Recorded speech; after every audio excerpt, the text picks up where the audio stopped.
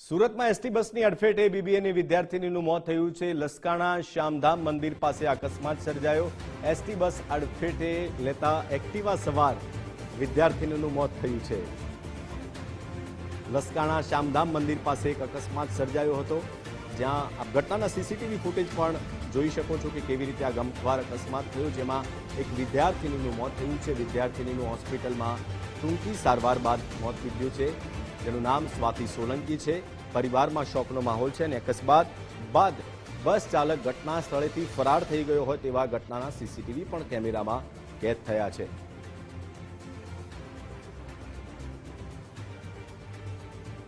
જોકે ઘટનાના સીસીટીવી સામે આવ્યા ને ત્યારબાદ સીસીટીવીમાં એ માલુમ પડ્યું કે અકસ્માત કરનાર બસ ચાલક છે, એસટી બસ ચાલક એ અકસ્માત કરીને ફરાર થઈ ગયો હતો।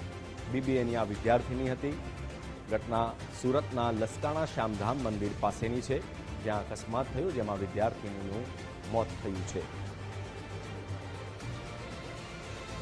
સમગ્ર ઘટના સીસીટીવીમાં રેકોર્ડ થઈ અને ત્યારબાદ તપાસ પણ કરવામાં આવી રહી છે, પરંતુ ઘટનામાં એક વિદ્યાર્થીની છે જે રોડ પરથી પસાર થઈ રહી હતી, જેનું નામ સ્વાતિ સોલંકી છે, જેને એસટી બસ ચાલકે અડફેટે લેતા તેનું મોત નીપજ્યું છે।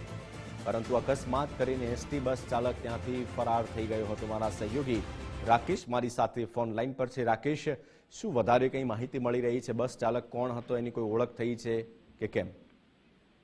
સમગ્ર ઘટના સુરતના લસકાણા વિસ્તારની છે કે જ્યાં શ્યામધામ મંદિર પાસેથી પસાર થઈ રહેલી જે 20 વર્ષીય જે વિદ્યાર્થીની છે તેને એસટી બસના ચાલકે અડફેટે લીધી હતી અને ઘટના સ્થળે તેનું ગમગમાથી ભર્યું મોત નીપજ્યું હતું।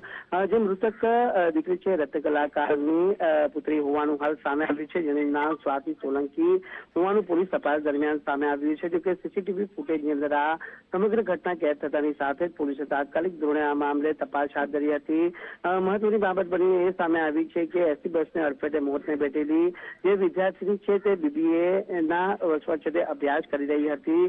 હાલ લસકાણા પોલીસ દ્વારા આ મામલે જે બસ ચાલક વિરુદ્ધ ગુનો દાખલ કરી તપાસ શરૂ કરી છે અને પોલીસના જાણકારોના અનુસાર હાલ પોલીસે ચાલકની અટકાયત પણ કરી આગળની કાર્યવાહી હાથ ધરી હોવાનું જાણવા મળી રહ્યું છે। જી આભાર રાકેશ, માહિતી માટે આપનો। મારા સહયોગી રાકેશ બ્રહ્મભટ્ટ છે, જે સુરતથી ફોન લાઈન પર મારી સાથે જોડાયા હતા અને તેઓ આ બાબતે વધારે જાણકારી આપી રહ્યા હતા।